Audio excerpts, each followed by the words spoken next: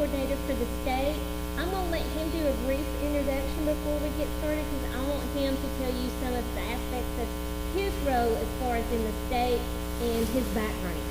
Dr. Sisson. All right. Do y'all see my slides anywhere? They have 10 minutes. Oh, so we're just following along. We're doing like the old time way. That's good. Oh, I can handle that. No problem at all. So, well, good morning. Today I'm going to talk about a lot of different topics. And the way my PowerPoint presentation is set up is I've gone to kind of give the general information at first and then gone into more specific information. And some of the stuff may review for some of you, but I think when you're trying to analyze a situation with a student in order to determine what the best reasonable accommodation is, these things can be something to fall back on, go back and look at the slides at a later time and see. But again, my name is Graham Sisson. Glad to be here today. Thank you for the opportunity. I'm also Executive Director of the Governor's Office on Disability. I'm appointed by the Governor. I've been in that position since October 2007. I've served with 4 different governors. I'm also an attorney, a Deputy Attorney General with the state of Alabama, and I've been in that position about 25 years. So I've taken a lot of information, and I've had the opportunity to represent different state agencies and to help give non-binding informal opinions on different aspects of the law. But before that, I was in private practice in Birmingham with a number of firms and was a trial lawyer, did a lot of litigation and motion practice. Of course, as the state's ADA coordinator, I've been the state's ADA coordinator since 1993. I've seen a lot of evolution in the law, a lot of ways. There's a lot more information out there. Some information is good. Sometimes you can go to you can Google, but it gives you so many things on Google out of a fire hose. So also I have been an adjunct professor, taught at the Birmingham School of Law. I've taught at the Auburn University at UAB on different aspects of the ADA and disability rights and disability etiquette. I've received my PhD from Auburn University in 2016. I went to school at night and on the weekends. It's hard to do that, when you work on something like a PhD from when you're working full time. That's a new challenge, or it's also a new way of showing self-abuse. But it was a good experience overall, and I learned a lot of information. In my PhD is in rehabilitation counseling and leadership. I have a law degree from Vanderbilt University. I was graduated from Vanderbilt in 1990. I was licensed in Alabama in September of 1990. Have a Bachelor of Science from the University of North Alabama, and I was graduated there in 1987. So the 80s weren't that long ago, right? Yeah, right. So there you go. Of course, the next slide I'm talking about, it's general. Every presentation, all information provided is non-binding. Doesn't mean that I don't feel it's accurate. It's just not evidence in a court of law. Today's presentation is the Ultra Reader's Digest version. I've tried to give you a general review with some specifics, but I am available by phone or personal meeting to provide technical assistance. Large part of what I do is provide technical assistance on the law, both as my experience as a person with a disability and as an attorney trained in these matters. And also the almost 25 years I've had working with the state, working on different situations with state agencies in colleges and schools. So the next slide is my contact information. You can reach me at any of these numbers, and I've got 2 email addresses there. Feel free to email me too.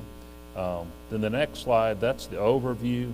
I've already mentioned about information being non-binding and Ultra Reader's Digest version. I'm not really going to give you an overview of the applicable disability rights laws, but I wanted you to show you the reach of when you talk about reasonable accommodation, what are the different laws that could possibly be involved there. And then of course, I've got a single slide on the threshold issues. I always tell people if you're going to take one slide and use it. That threshold issue slide is the one to go with. Of course, specific issues, I'm going to talk about service animals and reasonable accommodations. So the next slide after that, threshold issues. First of all, is a student's condition enough to qualify as a disability under the Americans with Disabilities Act or the Rehabilitation Act? Y'all accept student loans. Student loans are federally guaranteed, except you would be covered by Section 504, the Rehabilitation Act. And really, when you're a state entity like you are, a public entity trying to comply with the law, complying with the ADA is in most cases will be complying with Section 504 of the Rehabilitation Act.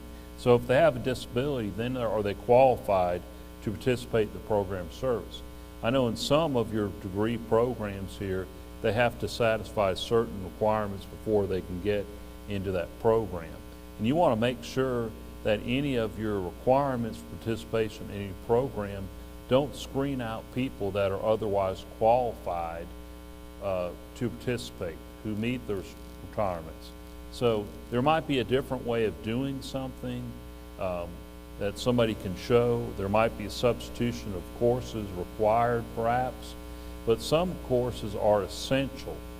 And what I call essential eligibility criteria, if there's actually functions that can be measured, then something we call essential functions, like essential functions in a job, essential job functions. So this qualified is important because people aren't guaranteed a college education. And a lot of folks you may get that had a history of disability and they received certain things in elementary and high school, it doesn't automatically mean they're going to receive the same things in college because of the qualification requirements. You're not guaranteed a college education like you're guaranteed a elementary or high school education. Is there sufficient documentation of disability? I'm talking about just a little bit because it's kind of changing the area a little bit. Is a person with disability entitled to reasonable accommodation? In other words, do you have sufficient documentation tying the need for the accommodation of disability? There has to be a link between the disability and the accommodation sought. And sometimes it's obvious that there's going to be a link. Other times there's not, especially when there's invisible disabilities. And most disabilities are invisible disabilities, unlike mine where I use a wheelchair. So the last question, does request accommodation pose an undue hardship or cause fundamental alteration? We talk about academic adjustments. Some academic adjustments might be in the realm where they cause a fundamental alteration, where they're not going to be required. But remember, in reasonable accommodation as a general rule, if one accommodation doesn't work, then you might need to consider other accommodations. Does anybody have any questions so far while I take a drink break here? Can you guys hear me okay? All right, because I can't even hear myself, but so I can't see myself and I can't hear myself. So I want to make sure that y'all that I make a connection with you. So my personal experience, the next slide, and I always bring this in here because I was injured in 1982, an automobile accident caused by a drunk driver. I was a passenger in a vehicle. We were going outside of my neighborhood. A gentleman and some of his friends were fleeing from the police in another county. I grew up in Colbert County in Sheffield, up in northwest Alabama. And I lived in a neighborhood called Rivermont. It happened right outside my neighborhood. I was going from one house to another. And that's why we talk about disability. Disability can happen to anybody in a split second. I use the word TAB, temporarily able-bodied, that everybody without a disability is a TAB. Do you all know what the greatest risk factor for disability is? So you didn't think, I can still see you a little bit, so you can't hide all the way. Age, yes, good answer, good answer. Age. If you live long enough, you'll acquire a disability. And so I want people, the reason I mention that is kind of give you the background, kind of give you a context for determining why is this important? Why do I need to know this? Probably because more than likely you're going to encounter students with disabilities of some type. both physical and mental, and visible and invisible disabilities. I was paralyzed from the waist down and suffered a closed head injury. I was in a coma for 8.5 weeks. So I didn't crawl out from under rock wearing a suit and tie, and I was an attorney. I went to college, in law school, and of course PhD school using a wheelchair. So I've encountered some of the issues myself, but the University of North Alabama, they didn't really have a disability student support service program in 1982. A lot of those weren't developed until the 90s and later. So, but they were willing to accommodate, they were willing to help out. But again, I wasn't given any special advantages. I was just given some help registering, because in those days, you couldn't register online. You had to go into lines, and each class had a line. You had to go in there and register. So they would help me register. That was one. And they'd also relocate my classes from inaccessible buildings to accessible ones.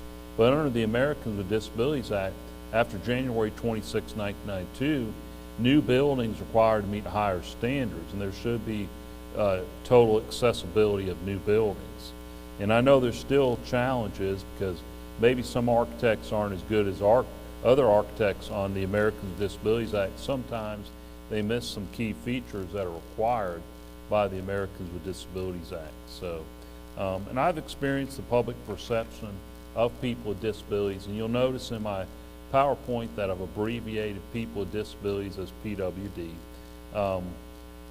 I'll tell you just about one of these, the $5 episode. I was on a street corner in downtown Birmingham when I started practicing law, and this is before you could file papers online. You had to actually go to the courthouse and file them. And you had a lot of court hearings. Now they're doing video hearings because of COVID, but you had to actually go to court. So I was waiting for a walk signal, and somebody came up to me and put a $5 bill in my pocket. What do y'all think I did? Of course I took it, yes, absolutely. But the idea that I was in a wheelchair and I was on a street corner, I must be begging. You know, I wish I'd had taped some more tin cups on my wheelchair. I might have got more than $5. So, but the thing is, the perception of people with disabilities, they didn't see my tie and my suit in the legal folder on my lap. They just saw somebody in a wheelchair, and they thought, well, they're on a street corner, they must be begging. So, and maybe today it's better than that perception of people with disabilities, but it's a matter of educating yourself continually, because if you're not around disability all the time, you can forget some of the etiquette around people with disabilities easily. Or if you don't have a family member with a disability, sometimes you can forget. So it's good to have these refreshers. That's why I'm really glad and happy to be here today to give people information. Of course, decreased expectations. A lot of people with disabilities, people may have had decreased ideas about what they could do in life, so they kind of live with those. But I think people with disabilities can do what anybody else can do with certain modifications, and not modifications that water down anything. That's one overarching principle about reasonable accommodation is it is not a good idea to over-accommodate people. If you over-accommodate people, and particularly where there's a license involved, then they may have trouble passing the licensure exam, for example, or any other type of test. So you want to make sure where somebody is, that they get the same education that other people without disabilities get. And if you over-accommodate somebody and they're not able to perform at the level required, you know, and particularly if they're in a profession, let's say like nursing, they could kill somebody. And you don't want that to happen. So, next slide, the disability-specific laws, and I know you'll be happy that I'm not going to discuss each of those in detail, but I wanted to know you some of the breadth. Of course, the Americans with Disabilities Act and the ADA Amendments Act. The ADA Amendments Act kind of fine-tuned, restored the Americans with Disabilities Act after the Supreme Court narrowed it in a few decisions called the Sutton Trilogy that I'm not going to go into in great detail here. But the Rehabilitation Act of 1973, Section 504, this is what a lot of people refer to as the first civil rights law for people with disabilities. And it opened the door for the Americans with Disabilities Act. And a lot of people may have had a Section 504 plan when they were in high school or elementary school because they didn't meet the Individual with Disabilities Education Act requirements. Anybody know what the IDA used to be called? I don't have any door prizes. I'm sorry, I should have brought some door prizes here, but just rest assured you'll gain the knowledge, and that should be a really good door prize, right? So there you go. So it used to be called the Education of All Handicapped Children Act, and they changed the name to use more people first language. In the FERPA, do y'all ever have parents that want information about their adult child in college? Well, and I always tell people, and I've got a slide coming up, and I always tell folks not to release any information unless the student has given you a release. There could be situations where a parent might be a legal guardian, and that guardianship was continued after age 18. They may have the right to that information, but in most cases, they're going to have a release to get information. So the Fair Housing Act, and I don't know, I saw a lot of your new buildings around here, Lisa. Do y'all have any dormitories here? You do have dormitories, good. All right, so I left some slides in there. So the Fair Housing Act is it could apply to your dormitories, but of course the ADA is going to apply to housing that is temporary housing, because that's transient housing, because students don't live there outside of college. But it could also be where you have 4 more units in one building. It could be covered by the Fair Housing Act. And the Air Carriers Access Act, people are not doing a lot of flying these days because of COVID, but that could come into play if you had any overseas programs. I don't know if Wallace State has a campus overseas, but if air travel were necessary to get there, Air Carriers Access Act could become involved, okay? And then the next slide is just an overview of the ADA. Those are the central principles. I'm not going to go into a lot of that because I think I want to get to the meat of this, but unless anybody has any questions. And then next slide after that, that's the 5 parts or titles. And today we're really focusing mainly on Title II public entities. This is the part you as a public service provider, you're providing education as a public service at the collegiate level. I'm not going to talk about employment unless people have questions, because we're not acting here as an employer-employee situation. We're talking about a student-school situation. So, and then the next slide, the definition of disability. That's a 3-prong. That hasn't changed.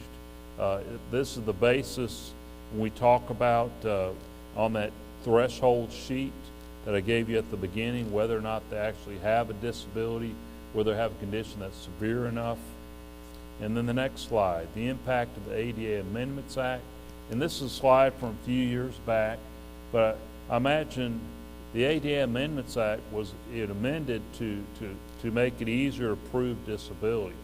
And the focus was changed under the ADA Amendments Act, not just on whether or not somebody has a disability, but the focus changed, where you actually got less requirements. They wanted you to focus less on disability and more on whether or not somebody was receiving services or is being discriminated against under the Americans with Disabilities Act. And then according to AHEAD, that's the Association of Higher Education and Disability, some surveys predicted 6-9% of the college population has a disability. It may be higher than that now. It could be as much, prevalence rate of 20%, like the prevalence rate of disability on a national level. So then, of course, the next slide, major life activity, I just wanted to kind of focus that because that's determined, if somebody has a disability, has to substantially limit a major life activity. And made clear under the ADA Amendments Act that only one major life activity needs to be covered or needs to be involved to get coverage under the ADA Amendments Act. And you're saying, why is that important? Let me give you perspective. And it doesn't necessarily has to be the major life activity that's directly impacted by the education. Somebody might be, let's say that somebody's blind and they wanted to be a nurse, okay? I'm not saying that somebody's blind would necessarily be qualified. Let's say that if there was a lifting requirement for the nursing program and they couldn't meet that lifting requirement, they still may get coverage under the ADA. So, and just because they're able to do many things still means that they may still have a disability. Because in the earlier days of the ADA, they used to try to say somebody didn't have a disability because you can still do this, you can still do that, you can still do that. But only one major life activity needs to be impacted for coverage. And again, a student may be able to take care of many household activities, but still be substantially limited in the major life activity of thinking. So, also a student may be substantially limited in a major bodily function. The ADA Amendments Act took major life activity and even made a subset of that called major bodily function, like endocrine system. Let's say you had diabetes, you'd be substantially limited in the major bodily function of being able to process sugar. That's an endocrine function. That would be enough to get you coverage under the ADA after the ADA Amendments Act. So next slide. The ADAAA changes to substantial limits. And again, this used to be where you consider mitigating measures like medication. If they took medication, then they didn't have, and that medication corrected their disability, they didn't have one, but after the ADA Amendments Act, the law has still been the same. And you can still consider corrective measures like eyeglasses and contacts. But again, I want to give an example of an individual who's done well academically can still be substantially limited in reading, writing, thinking, or speaking. The analysis of substantially limited, there's a case, y'all may have heard of this, Bartlett versus New York Board of Bar Examiners, which talks about, it explained the manner, conditions, duration under which the individual does an activity, not their ultimate performance outcome. So that somebody could still be a good student and still be have coverage under the Americans with Disabilities Act. So the next slide, the Rehabilitation Act impact. The ADA, the Rehab Act definition of disability is the same as that under the ADA, and that's mentioned directly in the ADA Amendments Act. So, all right, the next slide. And this is important. The qualified individual with disability, about meeting essential eligibility criteria, participation in the program, activity, or service. And it might not just be a class, it might be a field trip, it might be something that you have certain criteria that are essential. And safety is always a criteria. If something is too dangerous, but you need to consider accommodations that would make that more safe before you totally exclude someone. And then again, the primary duty for post-secondary institution is the same for K through 12 when it comes to qualified, to ensure that an individual is not excluded participation in any service or program of the school, okay? You want to make sure that you don't have criteria so high that you're in effect screening out qualified individuals with disabilities. So, any questions so far? I hope you guys are still awake. I can't see you, but hopefully I'm making eye contact with you. All right, the next slide is basically about equal opportunity. And again, it describes the difference between the Individual Disabilities Education Act and free appropriate public education versus equal opportunity of the ADA in Section 504. Again, equal opportunity is about leveling the playing field.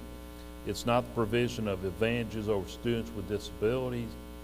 Sometimes we've had some pushback on that where people thought people were getting advantages.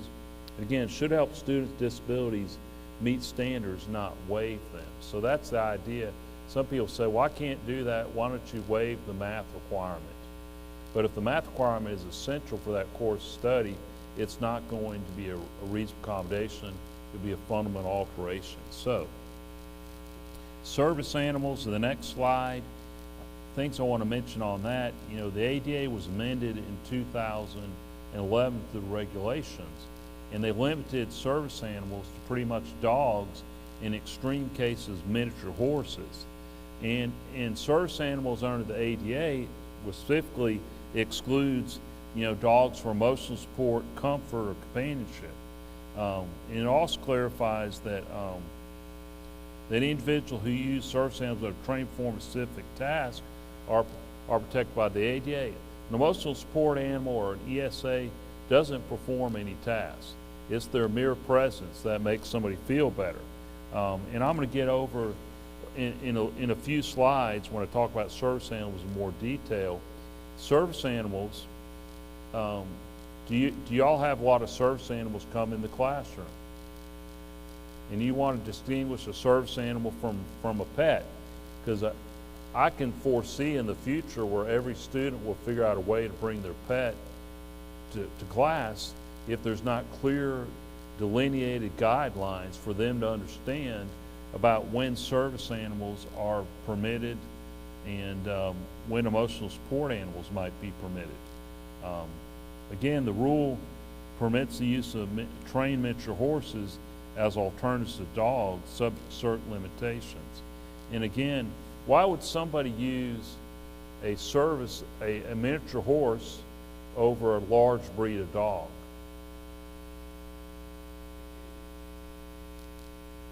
Well, miniature horses tend to live longer than large breeds of dog.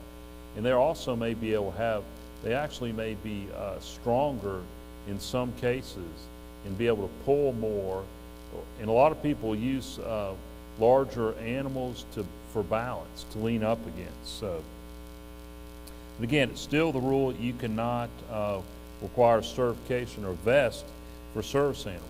And you all know anybody can go on the internet, go to one of those websites for $50, they can get certification, or they can get a vest that says service animal on it. Again, service animals must be kept under control and be well groomed. That's how you can tell in many cases that it's not a service animal. A well-trained service animal will be almost invisible. You won't hear it. It'll be out of the way. It will not be in the way. It will not be disturbing other people. So, and again, people said, well, we're going to require leashes. Leashes might not be required if the handler or owner can use voice commands or other methods of control. It's a matter of training. And many service animals are self-trained. The individual with disability trains them. The average cost of a fully trained service animal can be as much as $50,000. So service animals, and y'all are aware of the questions that can be asked. You can ask, is it used because of a disability? And if it's used because of a disability, what task or jobs does it perform? And some tasks may not be readily apparent that it performs. What if you saw somebody pushing 2 small dogs in a baby carriage? Would you think that that's a service animal? Could that be a service animal?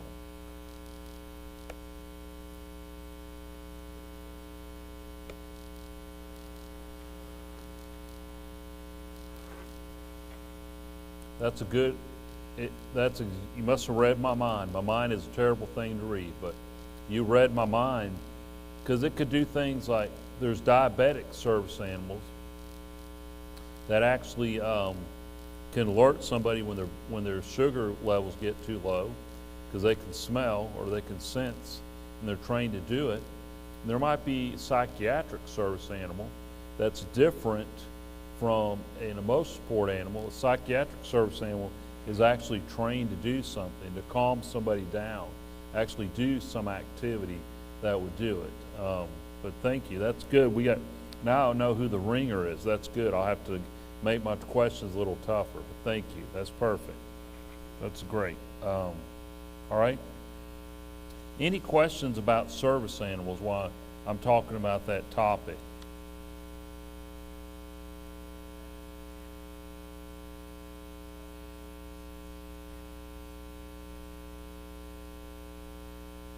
Yes. But what you want to do is you can say, look, that we're trying to differentiate service animals from pets. In order to do this, a service animal actually does something. You can say, what has it been trained? What has it been trained to do? And some people say, well, it just knows how to do it. You ever get that answer? Well, it just knows. Doesn't sound like it's a service animal. Service animals will be trained in some way to do it. So, and there's some clever folks out there that they'll know how to answer your questions. And if they answer the questions right, but you still suspect, what should you do? Do what? Go to lease. So that's a good answer. You can call me. But what I would say is that we can't train you to be the ADA police, okay? What you do is go ahead and allow it, and if something happens later, excuse me, if something happens later that causes you to believe that it's not a service animal, or something could happen that could cause you to exclude it, barks excessively in class, or it smells, or it's not well groomed, unsanitary, you can ask that person to remove the dog, but then still allow the person to be in the class without their dog. So, but again, a well-groomed, a well-taken care of, a bona fide service animal will usually not have those issues. So, other questions? Those are good questions. Any other questions?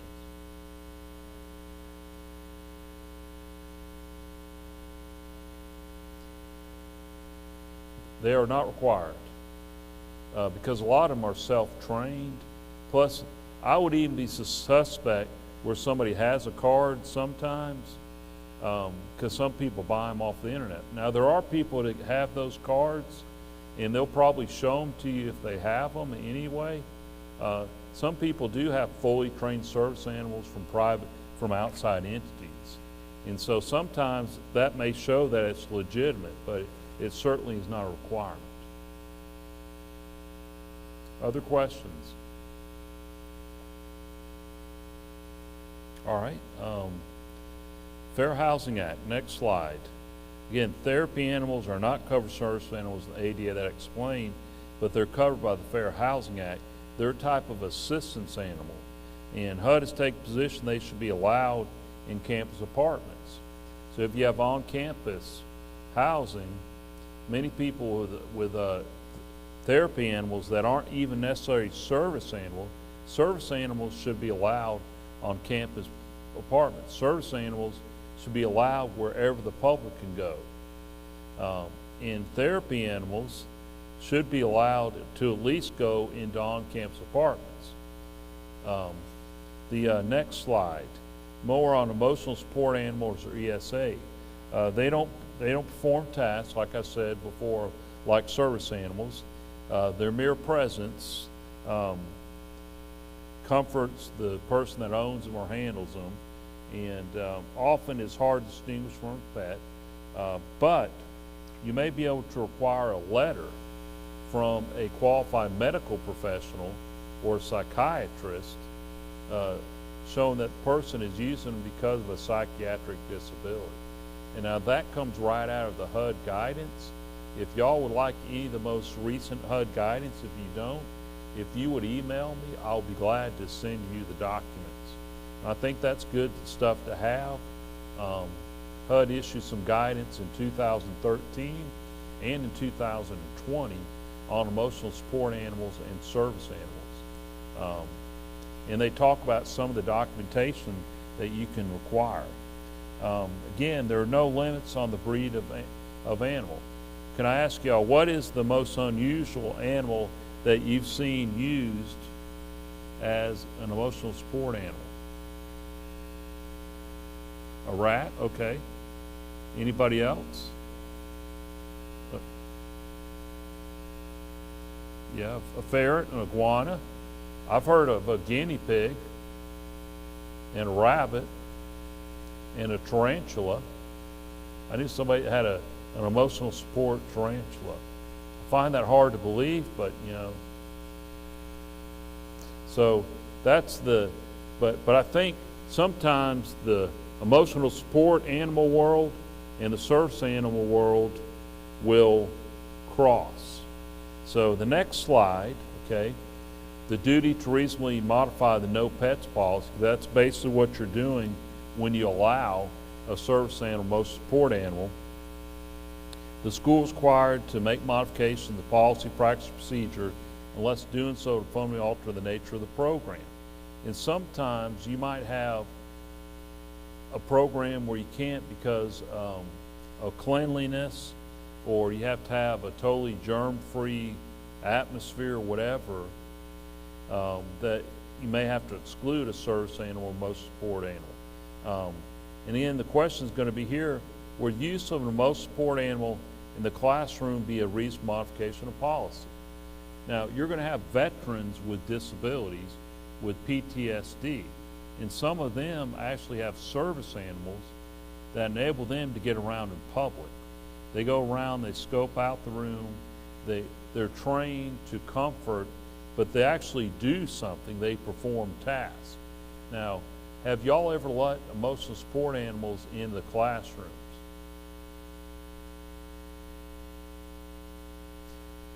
It's unusual. I'm just trying to prepare you to a situation where this might occur. And one thing you might, and Lisa informs me that y'all have policies on service animals and most support animals, and I've volunteered to look at those policies and they might not need revising at all, just to give you my 2 cents worth on it, if y'all would like that. So if you have the policy, you point to the policy, make sure that you, of course, enforce your policy on a consistent basis. Policies give notice. That's basically what a policy does, is it gives notice about your parameters around a particular situation and what is the best course of action, or what are the options in a particular situation. So the duty of reasonably modify no pets policy, I haven't really even seen any case law yet on that where it's happened, where somebody's tried to bring in most support animal. Right? If I know today's world, it's on the horizon. It's something that could very well happen in the near future. So, any questions so far? Let me look at my watch, see how I'm doing on time. I got 10:45. So, you let me know when I've gone on too long, and I'll end way before that. So, all right. So, the next slide on fundamental alteration. In the ADA Amendments Act even mentioned fundamental alteration, and it did not make any changes to the obligation to reasonably modify policies, unless, of course, there's a fundamental alteration in the nature of the services provided. So, again, this fundamental alteration applies to academic requirements in post-secondary institutions, such as substitution of courses to meet degree requirements. And a lot of people have trouble with math. And I want y'all to give me some examples when we get to the nitty-gritty at the end of this presentation today. If y'all will give me some example where people weren't able to meet certain requirements and whether or not it was a fundamental alteration, because I would want the counseling ahead of time. If you suspect that somebody can't meet requirements in a course, what do you do as a school? You go ahead and say, well, you might not be able to, we just wanted to inform you this is going to require it. This is something that you might want to consider, because you don't want somebody to go through all the background courses, then get to, let's say, where there's a clinical program, and they're not able to do the clinical program and can't complete that, but then they spend all that money on a particular degree program. So, but length of time to complete degree requirements. Some people need more time. Now, with some cases, because of technology or something, that may be a consideration. But in most cases, I can see giving somebody extra time to complete the requirements is possibly a reasonable modification of policy. or the adaptation of the manner in which particular courses are conducted. It may be a location where somebody needs to take a course. I knew somebody one time that basically was a person that was blind that wanted to be a physical therapy assistant, and they had to do a clinical program, and they had assistive technology like screen readers and other document readers, things like that. But the place where they had the clinical program, the private vendor or the private company did not want to accept those types of reasonable accommodation through assistive technology. They were uncomfortable with that. What would be the requirement of the school in a situation like that?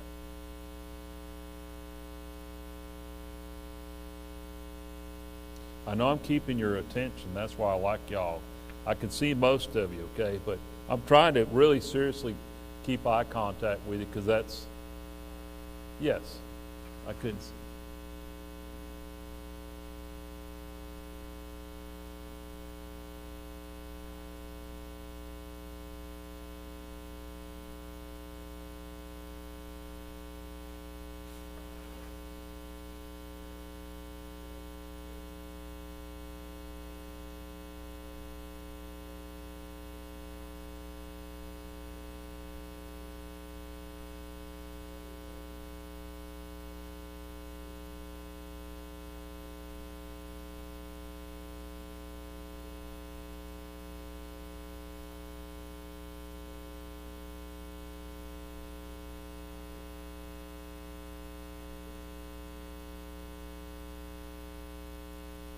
That's a good point, but I think you need to. Sometimes you have to walk a fine line there, and the fine line is this: if the private company or the physician, they can't discriminate against people with disabilities. But again, I don't think y'all want to get in this situation. What I was kind of looking for an answer was maybe try to find another placement for that student, or get them to help you find another placement of another physician or another physical therapy place that would be willing to allow those accommodations. Because again, you can't force people to take to people as interns. So the more, I understand that's the fine line I'm talking about, particularly where you're talking about somebody that's a low talker, has very low voice. And accuracy, I would think in a medical setting, is very important. You got to have, somebody's got to hear the instructions exactly, because somebody's life could be at stake. So I think in a case like that is, there may be other accommodations that could help with that situation. And if you will call me, I will be glad to contact some of the different entities that I work with and see if they have any suggestions. And they may not have any suggestions. But that could be a legitimate basis perhaps for finding another placement for that student, if that's possible. What I would try to do in those cases is always try to find another placement if it's not going to work out with that one, because they don't want to accommodate, because you're not really the ADA police. So you're going to look, we're not the ADA police, but it is a program or activity of the school that you provide in having these internships, or what's a better word for it, practicums for somebody to attend. So you want to make sure that you have the full range. Now, it may be that a person is really not qualified to practice in that area, because they may have some limitations that can't be accommodated. But I would always err on the side of trying to think through any possible accommodations before you reach that stage. Does that make sense to y'all?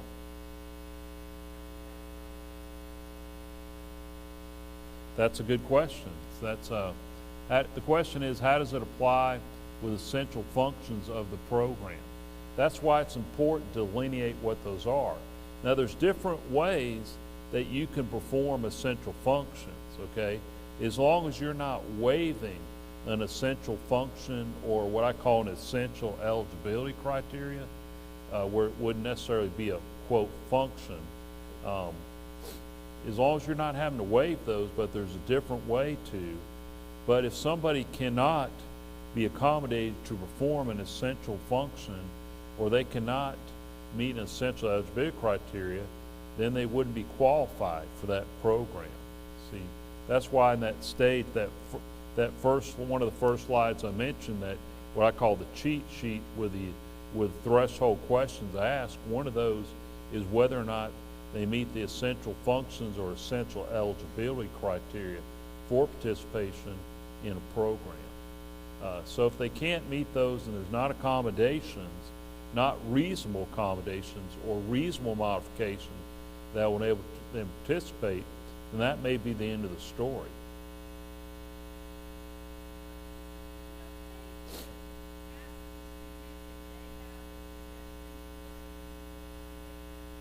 Yeah, absolutely, and that's when I get to the other slides, but see, again, you're thinking ahead, and that's perfect.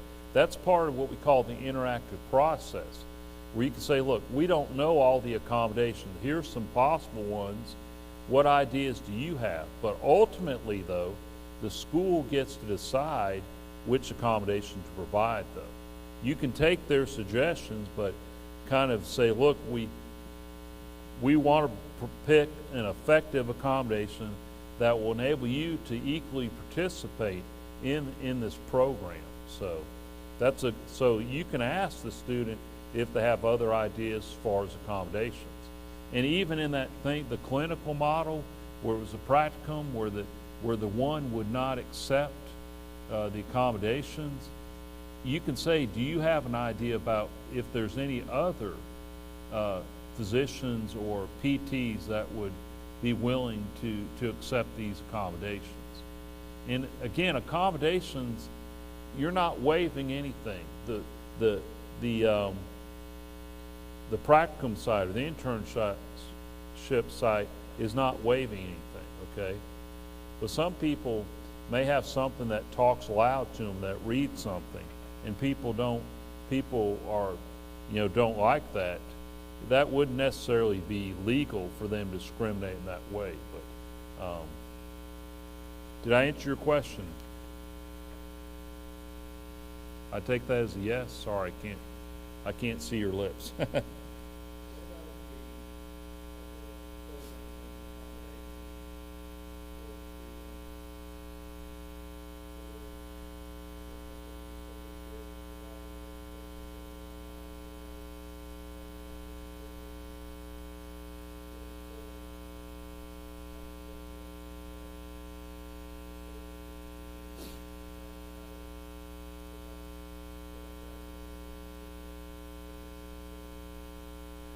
Because what I would do is I would always let somebody know, but without saying to them. So the question is basically that if you know somebody's going to have difficulty completing a program because of their disability, you may want to advise them without telling them they can't do it, okay? Say, look, it's got this requirement. You may want to consider how you're going to be able to do this. Because let's say that you had a medical school, which you don't, but this is an example, and somebody's totally blind. They can't see anything. You could say, now you're going to have to be able to draw blood. How are you going to be able to draw blood if you can't see the needle to put in the vein? I mean, I'm scared enough with people that can see when it takes to get stuck by a needle. But I mean, I'm not making fun of anybody here, seriously, but that's one of the things that just on the face of it, it would seem that they would not be able to do that. You could say, well, do you know of a way that you're going to be able to do that? And there was a case where somebody actually went through medical school that was totally blind, and they went into psychiatry. But it's like the practice of law. To take the bar exam, I have to know about several fields, areas of the law in order to pass that licensure. And it may be that they may not be able to pass licensure and not be able to do that one function, even though they might go into a practice of medicine where they don't have to do it. So, that answer your question, sir? That was a good question too. These are all good. So, but that's why it's important, and I've helped a lot of schools go through, and I may have already helped y'all with that too, go through your essential functions / essential eligibility criteria to make sure that whatever you have in there doesn't unnecessarily screen out qualified individuals with disabilities. So, other questions? These are good questions. I wanted this to kind of be, as much as I could, be interactive. So, the next slide unless there's any more questions at this point, the next slide on reverse discrimination. Again, this goes back, if you had other students without disabilities that said, look, it's not fair, this person's getting more time to take the test, they're getting more time to complete assignments. There is no claim for reverse discrimination under the Americans with Disabilities Act. That was made clear by the ADA Amendments Act. And of course, the next slide, under reasonable accommodation-based principles, I give you this more as information. So when we think about, we analyze the situation, not only are we using the threshold sheet, but then we're saying these base principles, the dialogue, process established by policy. That's where, asking the student, sitting down with the student or doing it over the phone and going through the process. We even have in RHC a reasonable accommodation worksheet where basically one part we identify the disability, and then the second part we identify the functions that are limited by that disability, and then the third part we talk about the accommodations. So and then of course it has to be effective. I mentioned that. Enable the student to participate in the course or program, must be equally integrated in the most integrated setting possible. And that's one thing. You said, okay, we're going on a field trip somewhere in order to get these skills, but you can do self-study instead. That's not an integrated alternative, and it might not be the best way, the most effective accommodation. It applies only to barrier removal related to disability. That's why on that sheet, having a link between the disability and the accommodation sought. And it's not personal use items. You have to provide someone with hearing aids or eyeglasses or wheelchairs. And of course, you can always go beyond the requirements of the ADA. The ADA requirements are minimum requirements, but again, you want to make sure that you don't go beyond where you waive requirements, essential requirements. And then the next slide, reasonable accommodation burden. Again, that's basically you're required to provide accommodations to qualified individuals with disability unless there's an undue hardship or a fundamental alteration. And again, in providing accommodation, you're not guaranteeing academic success. You're giving somebody equal opportunity to participate. And of course, the next slide, the types of reasonable accommodation. And this is not an exhaustive list. These are some of the most common ones that will occur. Modifying a written examination or training. When I say modifying, I'm not saying making it easier, but the format generally. Somebody may need it in larger print or braille, or they may need only a certain number of questions on each page. And I'm sorry, the print's kind of small on these, so.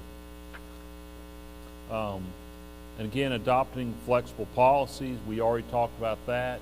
When we talk about service animals, modifying the class site. A lot of times relocating a class for somebody that can't get to a certain area. Adjusting schedules. Sometimes acquiring, modifying equipment or devices. And again, sometimes in order for somebody to be able to participate, you may need to provide information in a different format. Relocation class, I mentioned that. Use of a calculator. Have y'all gotten a lot of requests for use of a calculator in a math class? What was your response? Yes. And normally you could allow a calculator unless it fundamentally alters the nature of the course. If it's to teach somebody basic arithmetic, like adding, subtracting, and dividing, that would be a fundamental alteration to allow a calculator. But in some courses, if addition and subtraction are not the main purpose of the class, then the use of a calculator would be a reasonable accommodation. Alternative formats, time and a half. And that's usually, a lot of times some people give double time. Sometimes double time's been found not to be a reasonable accommodation. E-text, private room, a reduced distraction area for taking tests. Y'all have an area where people can go outside the classroom, the test taking area, and take it. That could be an accommodation. Audio tape questions, breaks, tape textbooks, use of a tape recorder. Do y'all ever have any pushback on tape recording classes?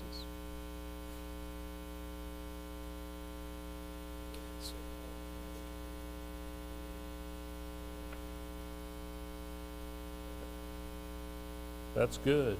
And sometimes when I talk to college classes, I would say, we'll tape it, but I don't want you to share it with anybody, because I don't want it, because a lot of times people say, okay, I don't need to go to that class. It's already been taped, so I'll just listen to the recording. Sometimes you get some things out of a class that may go beyond just what's been recorded. So then the next slide, legally rejected accommodations. This is not all the ones I've come across, but breaking down questions into parts in responding to outline form instead of essay format.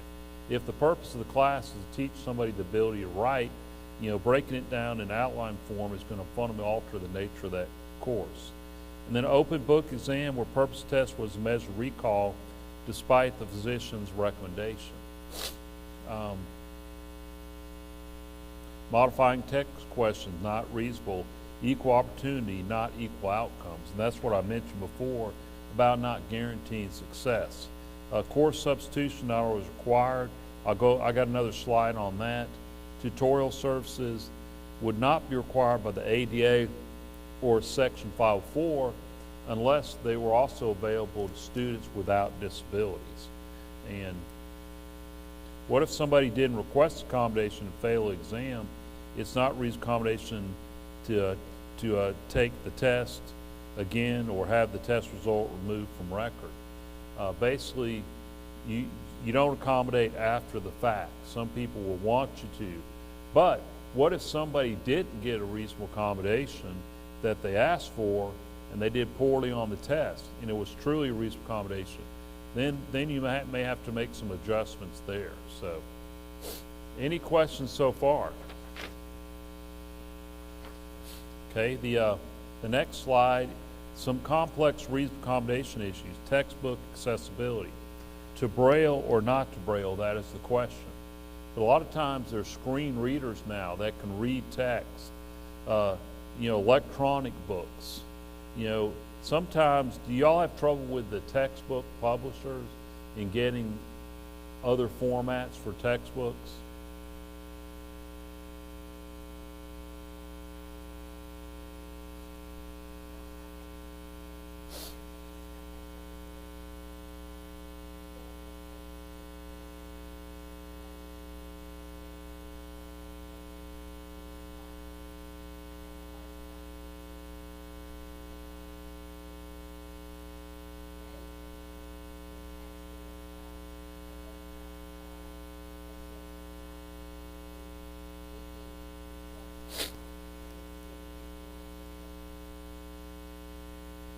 Okay. Because I think it's one of those things, folks hopefully let you know ahead of time, so if that's an issue, because it's really hard to do well in a class if you can't really access the textbook, of course. The other thing, complex reasonable accommodation issue, is the essential eligibility criteria for courses of study, like nursing, engineering, veterinary science. Can you all give me an example, some more examples in there? We talked about it a little bit earlier, but do y'all have other examples of that where you had issues, like let's say in the nursing program or any of the health sciences?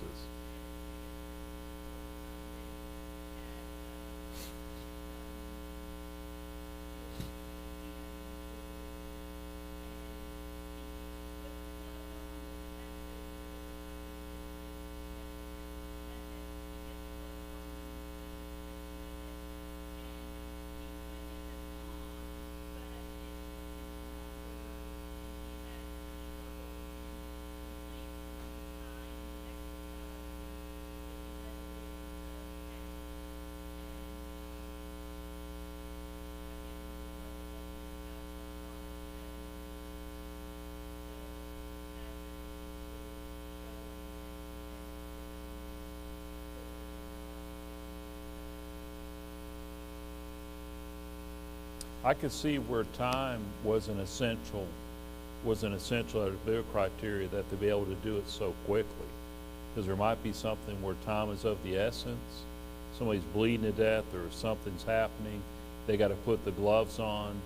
And the only thing I could suggest in there is see if there's any other type of accommodations available that would help that person get the gloves on faster or get them off faster. And again, I have some rehabilitation technology. There are engineers that I work with. I've got a team of engineers that I have access to. If y'all had a situation like that, you wanted more input on that, if you'd call me, I could find out if there were anything else that might help in that situation. And there might not be, but that is an essential eligibility criteria, or what you'd also call an essential function in some cases, being able to put those gloves on in a timely manner. And let me ask you this, what would be the consequences if they couldn't get those gloves on quickly? What would happen?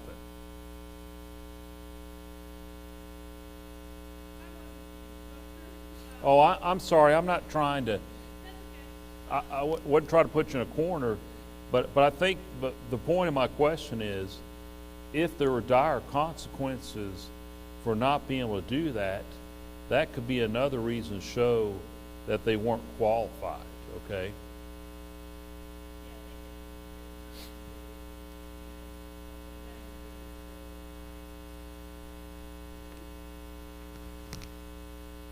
To maintain the sterile environment, yes. And that's certainly essential to avoid infection. And if you got infection, some folks could definitely dire consequences. So again, and sometimes I'm going to ask you some follow-up questions, please. I hope that didn't sound like I was interrogating you. I didn't mean to do that. So any other scenarios in those professional, particularly those professional? Have you had situations where somebody wasn't able to meet some lifting requirements, and how would you address that? Because I mean, if a patient's unruly and they're in a bed and they fall between the bed and the wall, and space is limited, you know, some of those using those electric Hoyer lifts now. I mean, I had some guy help me one time get on the diagnostic equipment so I could have some kind of test like an x-ray done. And he was a little guy, a nurse, and he was able to strap me up in this thing, and it was electric. He pushed a button and it helped get me up and down out of a bed, and I didn't need any help at all. So those are things to think about when you think about lifting. Is there technology out there that will actually do the lifting? But I know in some cases the particular premises may be too cramped where you couldn't use that type of equipment. There might be a scenario where that might not be acceptable. Or it might be a small area where there's not other people around to help. So do y'all ever have those questions or scenarios where lifting becomes an issue in some of these courses of study?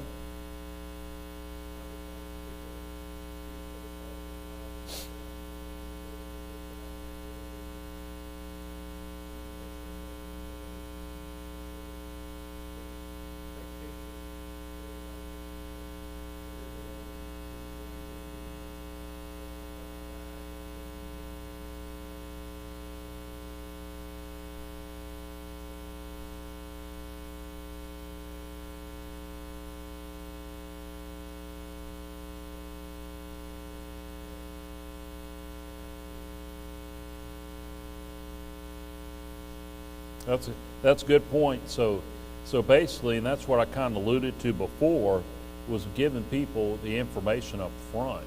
Not trying to discourage them from doing something, but giving them enough information up front where they can make an informed decision.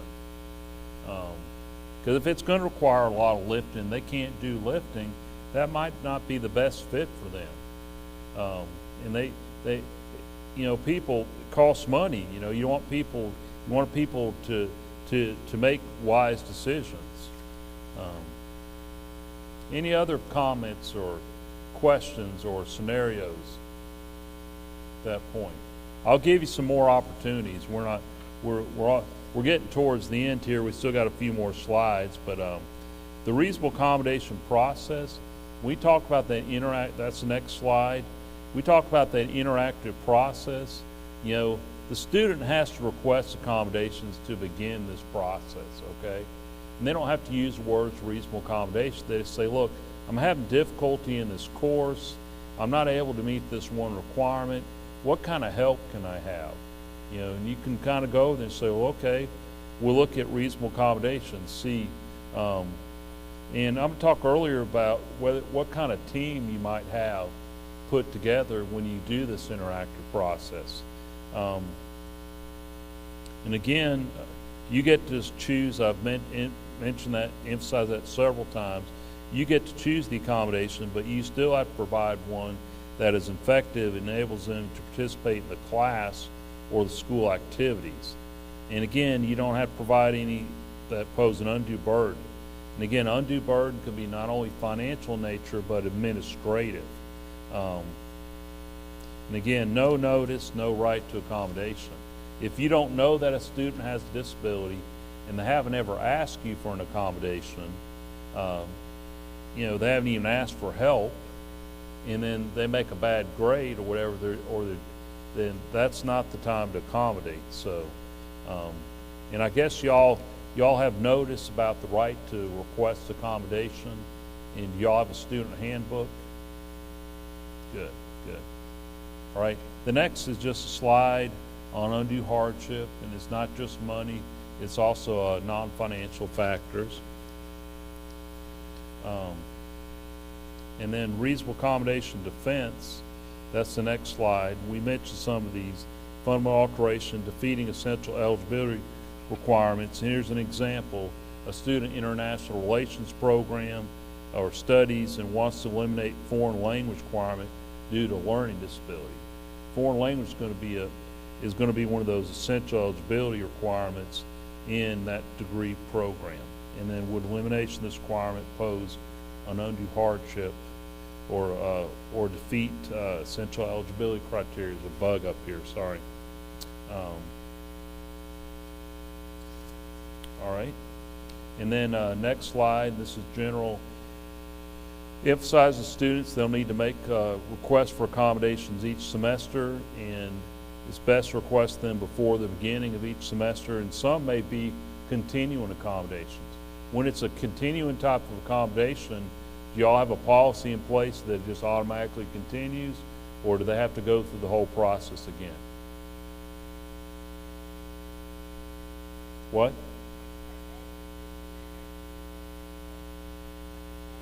Okay.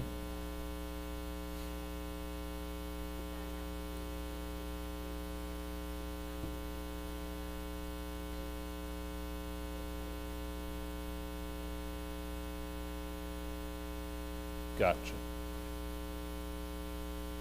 So one letter will do if it's one of those that is continuing type of accommodation. Makes sense. The next slide, the reasonable accommodation decision maker. And again, I've seen it different between schools. Excuse me.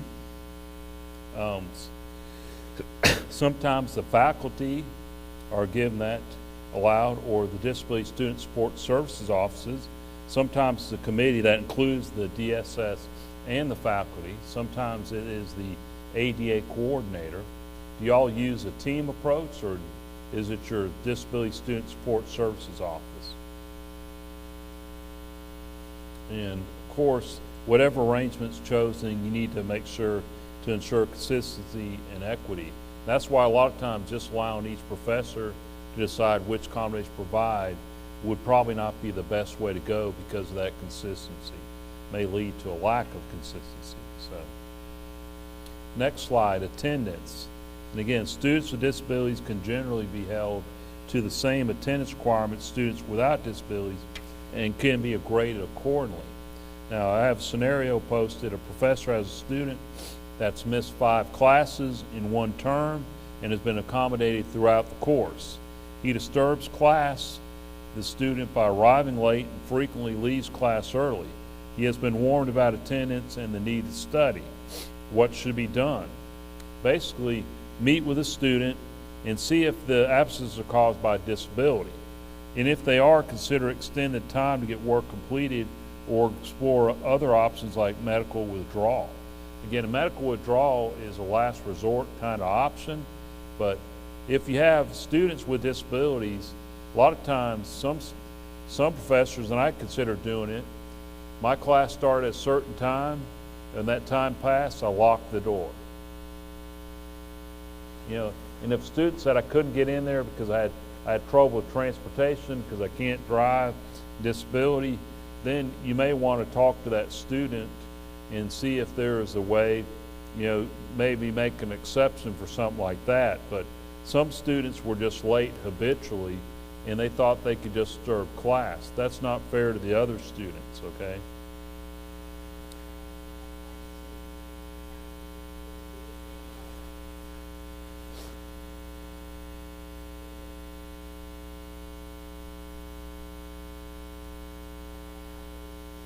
Okay.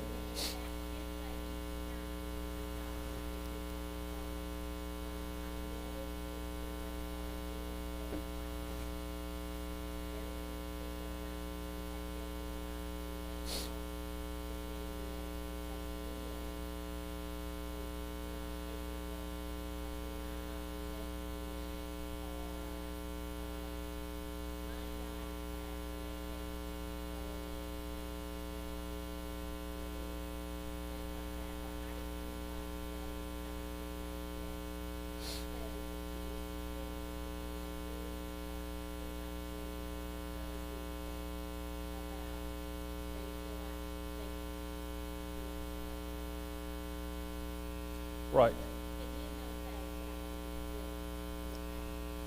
Well, that it doesn't count if it's after the fact, okay?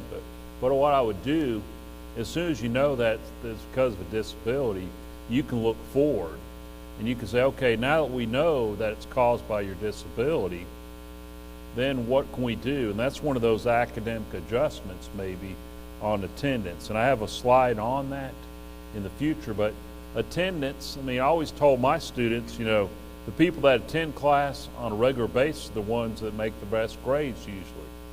I only had one law school class like that. We had these little books called The Law in a Nutshell, and it had it on every topic under the law. Well, this guy never went to class. And he read this book, this Law in a Nutshell, and he ended up making the best grade in the class. Made me very mad, okay? That's a minute. Made me very mad, all right? But in most cases, that is not the situation. You need to be there. And I think you can have reasonable attendance policies, but if you do find out that attendance problems are caused by that disability, you can work with that student in the future. I don't know if you necessarily need to, you can have excuses. The only way the attendance would work, I used to have on my syllabus that if you have attendance issues, there can be excused and non-excused absences. And sometimes they can get you the information for excused absences, okay? And that may be a way to modify your attendance policy. But again, the attendance policy there is for the benefit of the student too, to ensure that they can pass that class. So I think, did I cover what you're talking about on the attendance? It's not always cut and dry like, okay, you didn't attend all these classes, you're out. But again, if they don't let you know about a disability until after the fact, but sometimes they have to let you know after the fact because of the nature of their disability. They could not anticipate that they were going to have a problem, okay? So that situation could be slippery. I tell you what, if you have a really slippery attendance issue, contact me and I'll be glad. Is that fair? So I would say generally attendance, you can require regular attendance, and generally getting notice of an attendance problem after the fact is not sufficient. So, next slide, recording classes. Again, we already stated that, covered that. So, academic adjustments. This is another one of the meatier slides here. If you took another slide out of this, and again, I've quoted a section out of the Code of Federal Regulation 34 CFR section 104.44a. This is the definition of an academic adjustment. Any adjustments or requirements to ensure that the academic requirements do not discriminate or have the effect of discriminating against a qualified applicant or student with a disability. It applies both applicants to your program and the student with a disability. It's very broadly defined, and the modification can include change in length of time permitted for completion degree requirements. I mentioned that earlier. They can also substitute assisted courses. I mentioned that. It can also include a reduced course load, extended time on tests, provision of auxiliary aid services. And auxiliary aids and services are generally defined as accommodations to promote effective communication. And they include note takers, readers, recording devices, sign language interpreters, screen readers, voice recognition, among other items. So sign language interpreters. Do y'all have many requests for sign language interpreters?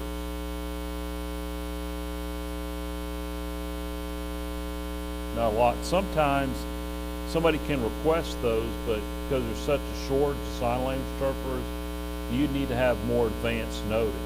Sometimes you may have to provide another form like captioning or real-time transcriptioning, where you can get somebody to type up what the professor is speaking. So again, schools aren't required to provide an academic adjustment that will alter or waive the academic requirements, fundamentally alter the nature of the program, or cause undue financial administrative burden. So this is where all that language that I talked about comes from. That specific regulation. So that's why I put that in there. But again, a school may be required to ask to allow more time for tests, but is not required to actually change or alter the substantive content or text of the test. So you're not required to make a test easier for somebody.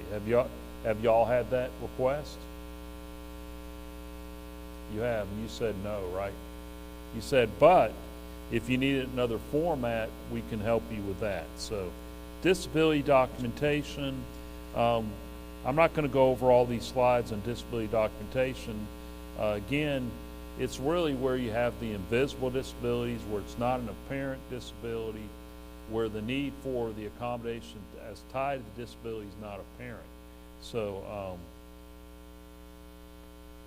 again, sometimes you may need to know the diagnosis and the tests and methods used in the diagnostic process to evaluate how the impairment impacts the person's disability, and then recommend reasonable accommodations from that. So sometimes you need more detailed information depending on the disability, but generally a lot of places are going to requiring less documentation. And so you skip the next slide, and again, disability documentation. Do you all have the student deliver the letter of accommodation to the professor, or do you all deliver it directly to the professor? How do y'all handle that? Email instructor, okay, that's acceptable. Of course, confidentiality of records, there's HIPAA and there's FERPA. Not really going to go that much detail. I just wanted to give that information to you on the slide. The next slide, we talked a little bit about that earlier, about parents' rights. A lot of parents are paying for it, and as expensive as college education is these days, I know community colleges are more cost effective a lot of times than four-year colleges, or in some, some of the programs or course of studies, a lot of the classes transfer better now. So, and again, the parents don't have a right to information about their adult child unless, of course, they sign a release. and of course, payment for testing, the next slide. Do y'all ever have trouble getting testing where more is needed? Sometimes vocational rehabilitation services can assist with testing expenses. So, all right, so that's really all the slides I had, okay? Now, I pretty much got pretty close. You said an hour and a half. We have almost an hour and a half, a little bit less than that. Is there any other questions that y'all have? And I have some of my references in the last slide, so.